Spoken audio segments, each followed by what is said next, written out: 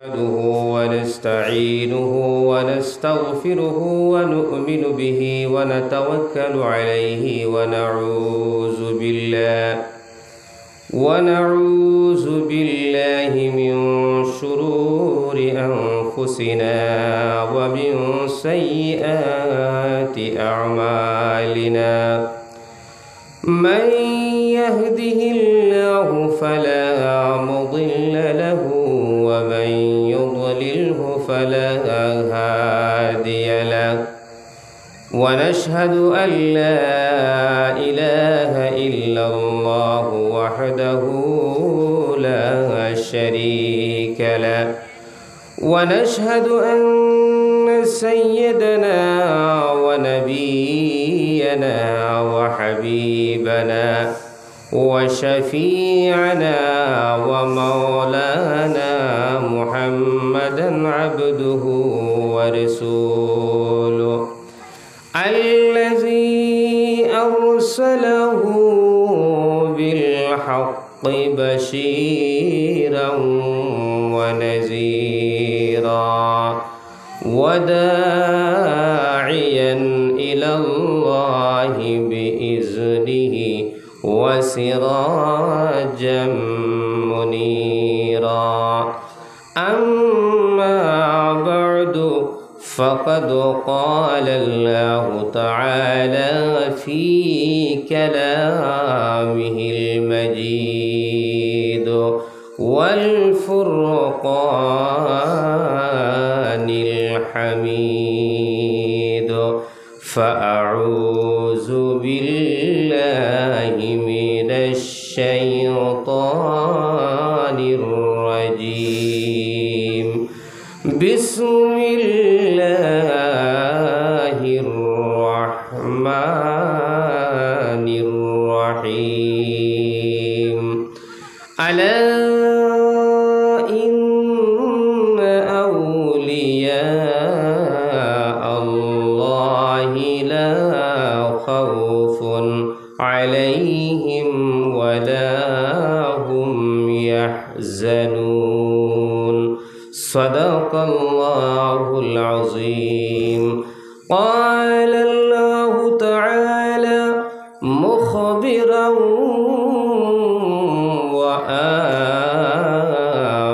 وآمرا إن الله وملائكته يصلون على النبي يا أيها الذين آمنوا صلوا عليه وسلموا تسليما اللهم صل على سيدنا مولانا محمد وعلى آل سيدنا নবী আমার জানের জান নবীজি মুদের প্রাণের প্রাণ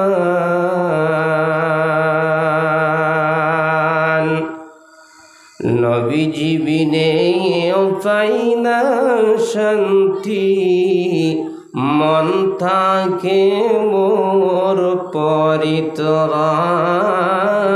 আল্লাহুম্মা সাল্লি আলা সাইয়্যিদিনা মাওলানা মুহাম্মদ ওয়া আলা আলি সাইয়্যিদিনা মাওলানা পয়দা হইয়া নবী বলেন রাব্বি হাবলি উম্মতি মাফ করে দাও দয়ার আল্লাহ বানাও উম্মত জান্নাতি আল্লাহুম্মা সাল্লি আলা সাইয়্যিদিনা مولانا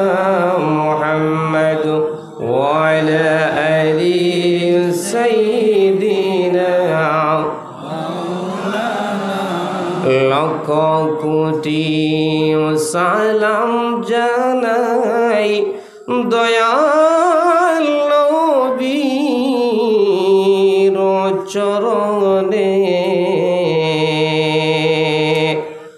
দয়া করে পার করিবেন অরজ হাসরের ময়দানে। আল্লাহুম্মা সাল্লি আলা সাইয়্যিদিনা মাওলানা মুহাম্মদ ওয়া আলা আলি সাইয়্যিদিনা সুবহানাল্লাহ ওয়ালহামদুলিল্লাহ ওয়া লা ইলাহা ইল্লাল্লাহ সুবহানাল্লাহ ওয়ালহামদুলিল্লাহ ওয়া লা ইলাহা ইল্লাল্লাহ সুবহানাল্লাহ ওয়ালহামদুলিল্লাহ ওয়া লা ইলাহা ইল্লাল্লাহ সুবহানাল্লাহ ওয়ালহামদুলিল্লাহ ওয়া লা ইলাহা ইল্লাল্লাহ সুবহানাল্লাহ ওয়ালহামদুলিল্লাহ ওয়া লা ইলাহা ইল্লাল্লাহ লা ইলাহা ইল্লাল্লাহ লা ইলাহা ইল্লাল্লাহ লা ইলাহা ইল্লাল্লাহ লা ইলাহা ইল্লাল্লাহ লা ইলাহা লা ইলাহা ইল্লাল্লাহ মুহাম্মাদুর রাসূলুল্লাহ সাল্লাল্লাহু আলাইহি ওয়াসাল্লাম। আম্মা বা'দ। উপস্থিত আজকের এই মুবারক মাহফিলের সম্মানিত সভাপতি সাহেব, আমন্ত্রিত ওলামায়ে কেরামবৃন্দ, উপস্থিত মুরব্বিয়ানে কেরাম, যুবক ভাইয়েরা, স্কুল কলেজ মাদ্রাসা ইউনিভার্সিটি থেকে আগত ছাত্র ভাইয়েরা, আল্লাহ পাক রব্বুল আলামিনের লক্ষ লক্ষ কোটি কোটি শুকরিয়া আদায় করি, যিনি আমাদেরকে এই মুহূর্তে পৃথিবীর সমস্ত ব্যস্ততা থেকে আপনার সরিয়ে কোরআন এবং হাদিসের একটি মাহফিলে বসার সুযোগ করে দিয়েছেন। সেই আল্লাহর শুকরিয়া আদায় করে সবাই মন খুলে বলুন আলহামদুলিল্লাহ। কারণ আমরা এই মাহফিলে যতক্ষণ বসে আসি, যে যত সময় ধরে বসে আছি, আল্লাহর কসম এর ভিতরে কিন্তু আমরা কোনো গুনার কাজ করতেছি না, ঠিক কি না? সেটা হলো একটা পরম সৌভাগ্যের ব্যাপার। আজকে এই সময় হয়তো আপনার মতো অনেক মানুষ, আমার মতো অনেক মানুষ, কেউ বা নিজের জীবনের চিন্তায়, এই দুনিয়ার চিন্তায় আবার রাস্তায় রয়েছে, কেউ বা আবো দিন মজুরি করতেছে, কেউ হসপিটালে রয়েছে, কেউ বা হসপিটালের মর্গের মধ্যে রয়েছে।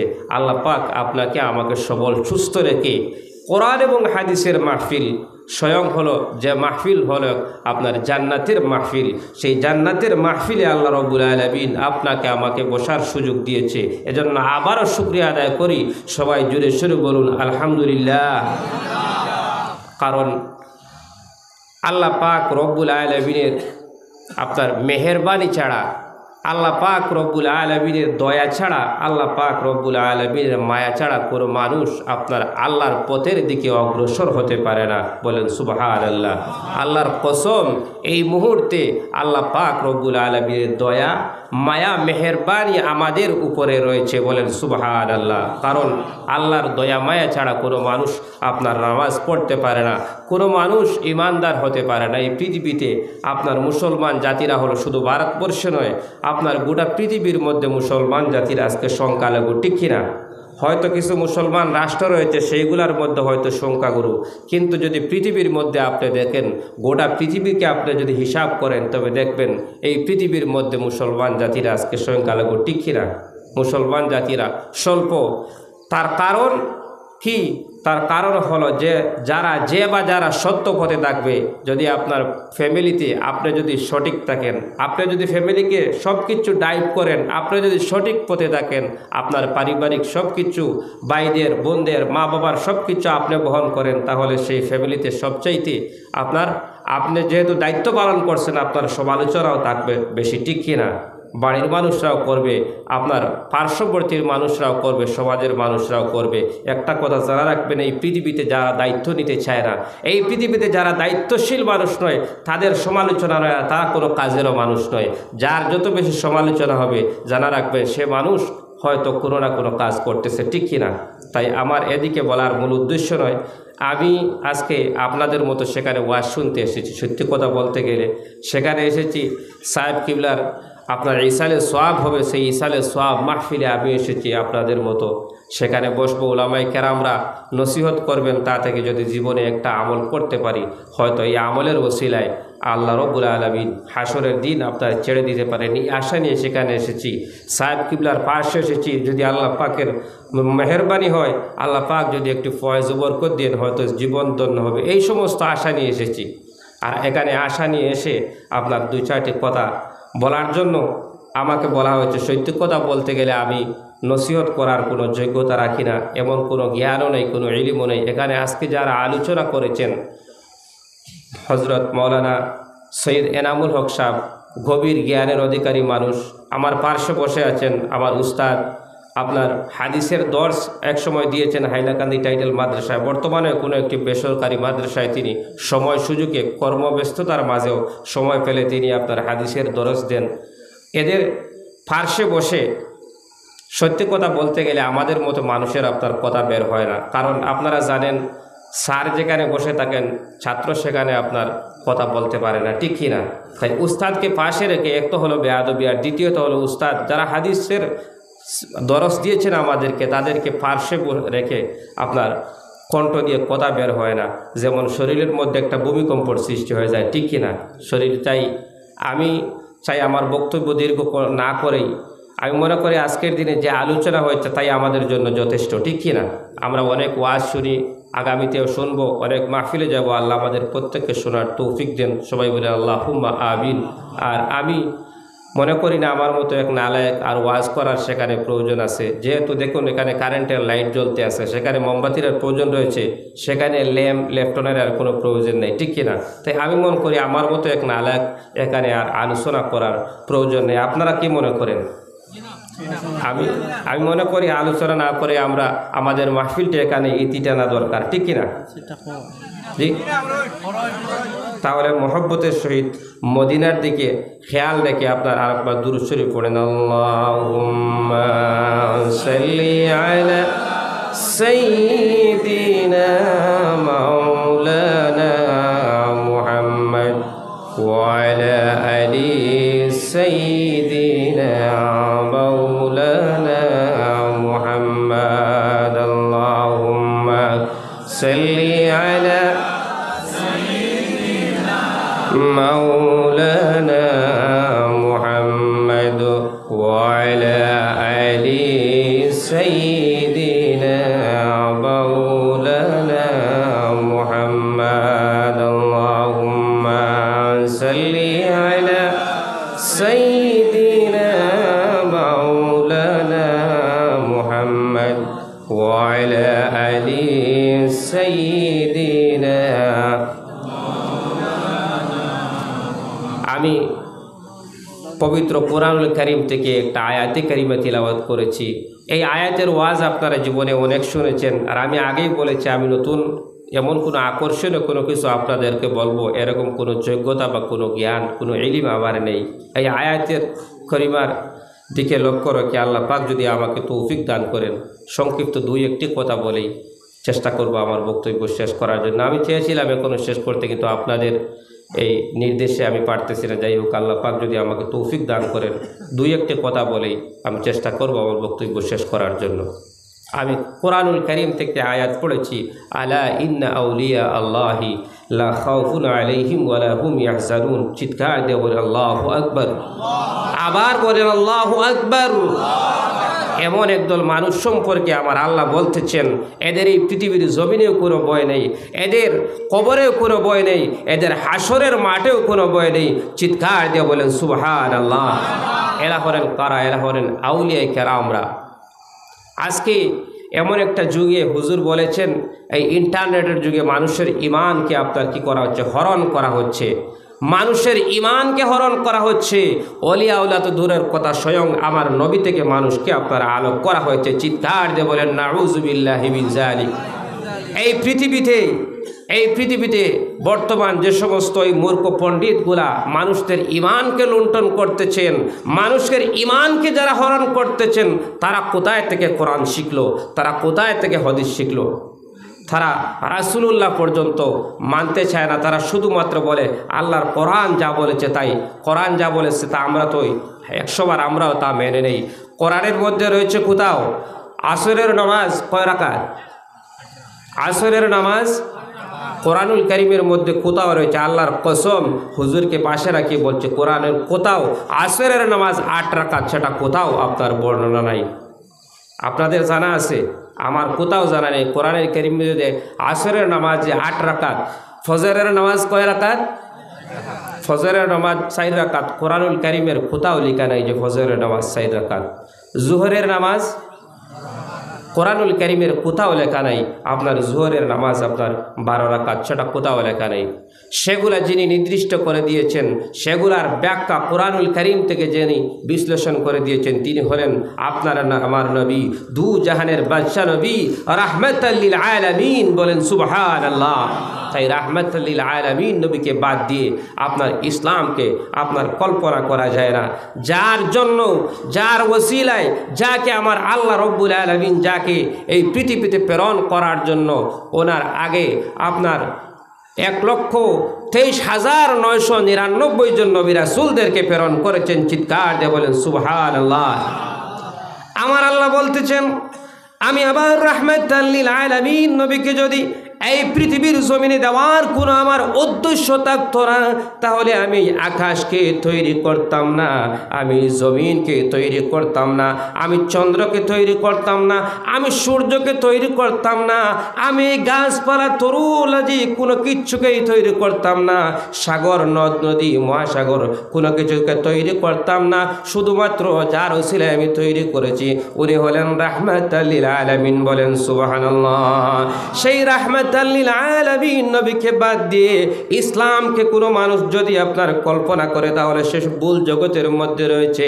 আপনার আমার নবীর কবর জিয়ারতের মধ্যে যিনি সর্বপ্রথম আবিষ্কার করেছেন নবীর কবর জিয়ারত করা নিষিদ্ধ, সেটা হলো আপনার আলবানি নামে একজন পণ্ডিত ছিল, অনেক জ্ঞানী মানুষ ছিল। সে সর্বপ্রথম ফতোয়া জারি করেছে আমার নবীর রওজা মুবারকে জিয়ারতে যাওয়া যাবে না। চিৎকার দিয়ে বলেন নাউযুবিল্লাহি মিন যালিক। আর আমার নবী বলতেছেন মান যারা কবরি ওয়াজাবাত লাহু শাফাআতি। আল্লাহু আকবার। চিৎকার দিয়ে বলেন আল্লাহু আকবার। আমার নবী বলতেছেন যিনি আমার রওজা মুবারকে এসে আমার জিয়ারত করলো, আমার সঙ্গে সাক্ষাৎ করলো, আমি রাহমাতাল লিল আলামিন নবী ওয়াদা দিয়ে দিলাম হাসরের মাঠে তার শাফাআত করা আমার জন্য ওয়াজিব হয়ে গেল। চিৎকার দিয়ে বলেন সুবহানাল্লাহ। আর এই সমস্ত প্রতারক বেঈমান ভণ্ডগুলা মূর্খ পণ্ডিতগুলা বলতেছেন নবীর রওজায় পর্যন্ত জিয়ারত করা যাবে না। চিৎকার দিয়ে আবার বলেন নাউযুবিল্লাহি মিন যালিক। এই সকলরাই আজকের দিনে ওলি আল্লাহ তারা মানে না, ঠিক কিনা? তুমি কোরআন কার কাছে পড়েছো? তুমি হাদিস কার কাছে পড়েছো? তুমি জাল হাদিস চিনো, তুমি সহিহ হাদিস চিনো, তুমি মুরসাল হাদিস চিনো, হাদিসের সবগুলা তুমি কোথায় থেকে চিনেছো? তুমি কোথায় থেকে সেগুলা শিক্ষা করেছো? আজকের দিনে সবচাইতে বেশি আপনার যুবক ভাইদেরকে উদ্দেশ্য করে বলছে, আজকের দিনে যারা মাদ্রাসায় যায় নাই, অনেক পণ্ডিতরা রয়েছেন যারা আপনার দাজ্জাল এক সময় বের হবে, আমার মাত একদিকে আরেক দিকে চলে যাচ্ছে, দাজ্জাল একদিকে বের হবে, দাজ্জাল যখন বের হবে তার ডান দিকে থাকবে আপনার কি দুজক, আর তার বাম দিকে থাকবে বেহেশত। দাজ্জাল পৃথিবীর সব কিছু তার সঙ্গে দৌড়তে থাকবে, যাকে যে অর্ডার করবে আল্লাহ তাকে এত পাওয়ার দিয়ে দিবেন, সে আপনার যাকে যে বলবে সব কিছু আপনার তার তাবে আল্লাহ বানিয়ে দিবেন। আর সেই সময় তার বেহেশতের মধ্যে যিনি প্রবেশ করবেন সে যেন আপনার দুজকের মধ্যে প্রবেশ করলো। সে আপনার যা বলবে, আজকের দিনে এ সমস্ত কিছু মানুষ বের হয়েছেন যারা কোনোদিন মাদ্রাসায় যায় নাই, হুজুরকে পাশিয়ে রেখে আপনার এরকম কথা বলা বেয়াদবি হচ্ছে, বড় কথা হচ্ছে। কিন্তু অনেক মানুষরা রয়েছেন যারা আজকে ইসলামী স্কলার, অনেক ইসমাইল যুবক বন্ধুদেরকে বলছি তোমরা হুঁশিয়ার, সাবধান হয়ে যাও। এই সমস্ত স্কলার যারা, তারা ভালো কথা যেগুলা বলে তোমরা গ্রহণ করো, কোনো অসুবিধা নেই। কিন্তু যে সমস্ত আকিদাগত আপনার বিভ্রান্তিমূলক কথা যেগুলো তারা বলতেছে সেগুলাকে তোমরা বর্জন করো, নতুবা ইমান থেকে আপনার খারিজ হয়ে যাবে। এরা কোনোদিন মাদ্রাসায় যায় নাই, বাংলা কিতাব পড়ে, বাংলা হাদিস পড়ে আপনার আজকে তারা ফতোয়া দিচ্ছে। আজকে তারা পৃথিবীর মধ্যে তারা ইসলামিক স্কলার হিসাবে আপনার তুলে ধরছে। এই সমস্ত প্রতারক থেকে আল্লাহ যেন আমাদের সবাইকে হেফাজত করে, সবাই বলে আল্লাহুম্মা আমিন। একদল মানুষ যারা আমি বলেছিলাম যাদের এই পৃথিবীতে কোনো ভয় নাই, যাদের কবরে ভয় নাই, মৃত্যুর সময় ভয় নাই, যাদের হাসরের মধ্যে ভয় নাই, তারা হলেন ওলি আল্লাহ। চিৎকার দিয়ে বলেন সুবহানাল্লাহ। আল্লামা ইকবাল বলেছিলেন, ইকবালকে চিনেন আপনারা? কোথায় দেখেছেন? হ্যাঁ, আমরা তো গ্রামের মধ্যে অনেক ইকবাল রয়েছেন। আমি সেই ইকবালের কথা বলতেছি না। আপনার ভারত, বাংলা, পাকিস্তান যখন এক ছিল সেই সময় যিনি ছিলেন বিখ্যাত একজন কবি, বিখ্যাত কবি ছিলেন যিনি আল্লামা মুহাম্মদ ইকবাল যিনি ছিলেন, তিনি বলেছিলেন তুমি কোরআন হাদিস পড়লেই ওলি হতে পারো না, তুমি কিতাবের ভান্ডার যদি তুমি পাঠ করো তাহলে তুমি কি ওলি হতে পারো না। ওলি হতে হলে তোমাকে শিক্ষার সঙ্গে সঙ্গে একজন আপনার ভালো বুজুর্গের নজরে যেতে হবে। আর তিনি যদি তোমাকে ওনার আপনার প্রকৃত নজর দিয়ে তোমার দিকে তাকান তাহলে আমার আল্লাহ তোমাকে ওলি আল্লাহ বানিয়ে দিয়ে দিবে। চিৎকার দিয়ে বলেন সুবহানাল্লাহ। এজন্য দেখবেন অনেক মানুষরা আপনার মধ্যবিত্ত জ্ঞানী, তাদের বুজুর্গদের সোহবতে, ওলি আল্লাহর সোহবতে তাদের দরওয়াজা আমার আল্লাহ এই পৃথিবীতে অনেক বাড়িয়ে দিয়েছে, ঠিক কিনা? আর একদল দেখবেন এই পৃথিবীর মধ্যে অনেক জ্ঞানী রয়েছে, আর যখন এই জ্ঞান অর্জন করেছে সে তার ওস্তাদকে মানে না, ওলি আল্লাহ মানে না, কোনো কিছুই মানে না। আমার আল্লাহ এই জমিনে তাকে আপনার কি করেছে? বেইজ্জত করেছে। জমিনে তার ইজ্জত সম্মানকে আমার আল্লাহ কমিয়ে দিয়েছে, ঠিক কিনা?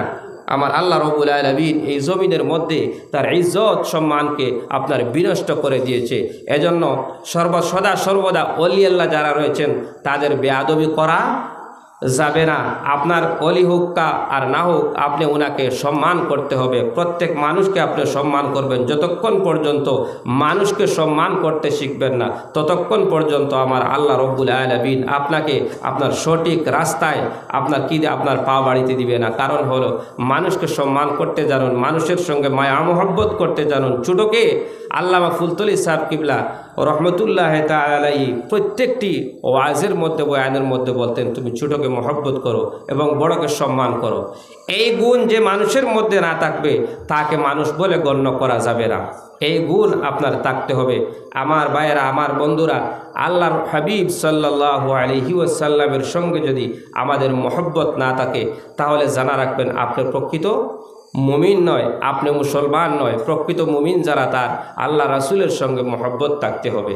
আল্লাহ রাসূলের সঙ্গে মহব্বত যদি না থাকে তাহলে আপনার এই আমল, আপনার ইসলাম আমল কোনো কিছু কাজ দিবে না। আল্লাহ রসুল সাল্লাল্লাহু আলাইহি ওয়াসাল্লামের সঙ্গে আপনার অন্তরের চাইতে জান, মাল, বিবি, বাচ্চা, ধন সম্পদ সবচাইতে বেশি যখন মহব্বত হয়ে যাবে তখন আপনি প্রকৃত মুমিন হয়ে যাবেন। চিৎকার দিয়ে বলেন সুবহানাল্লাহ। আল্লাহর হাবিবের বংশের মানুষকে আপনার একজন মানুষ মহব্বত করেছিলেন, এর কারণে আমার আল্লাহ রব্বুল আলামিন তাকে পৃথিবীর শ্রেষ্ঠ ওলিদের মধ্যে একজন ওলি বানিয়ে দিয়েছিলেন। চিৎকার দিয়ে বলেন সুবহানাল্লাহ। নাম শুনেছেন আপনারা হযরত জুনাইদ বাগদাদি রহমতুল্লাহ তাআলা আলাইহি। হযরত জুনাইদ বাগদাদি রহমতুল্লাহ তাআলা আলাইহি ছিলেন আজকের দিনে আসলে নাউজুবিল্লাহ, আল্লাহ মাফ করুক, এদের সঙ্গে এদের তুলনা হয় না। তবে বোঝার জন্য বলছি যে আমরা রেসলার যারা, আপনারা এই টিভির পর্দা থেকে বা তো মোবাইলে দেখেন, রেসলার যারা আছেন, যোদ্ধা যারা, তারা খেলার মধ্যে আপনার যুদ্ধ করেন না, একজন আরেকজনকে আপনার কি করে, একজন আরেকজনের সঙ্গে আপনার কুস্তি করে একজন আরেকজনকে হারিয়ে দেয়। একজন জিতে পুরস্কার বিজয়ী হয়, একজন হারে, ঠিক কিনা?